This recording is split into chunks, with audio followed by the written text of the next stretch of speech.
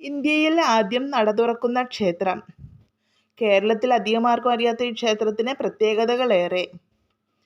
ഇന്ത്യയിൽ തന്നെ ആദ്യം നട തുറക്കുന്ന ക്ഷേത്രമാണ് തിരുവാർപ്പ് ശ്രീകൃഷ്ണസ്വാമി ക്ഷേത്രം. കോട്ടയം ജില്ലയിലാണ് ഈ ക്ഷേത്രം സ്ഥിതി ചെയ്യുന്നത്. പുലർച്ചെ 2 മണിക്കാണ് ഈ ക്ഷേത്രത്തിൻ്റെ നട തുറക്കുന്നത്. കംസനിഗ്രഹത്തിന് ശേഷം വിശന്നു വലഞ്ഞു നിൽക്കുന്ന ശ്രീകൃഷ്ണനാണ് തിരുവാർപ്പിലെ പ്രതിഷ്ഠ.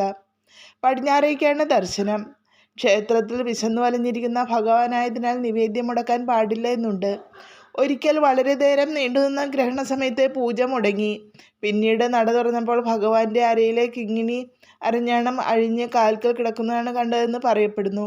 തുടർന്ന് പ്രശ്നം വെച്ചപ്പോഴാണ് നിവേദ്യം ഒരിക്കൽ പോലും മുടക്കാൻ പാടില്ലെന്ന് കണ്ടെത്തിയത്.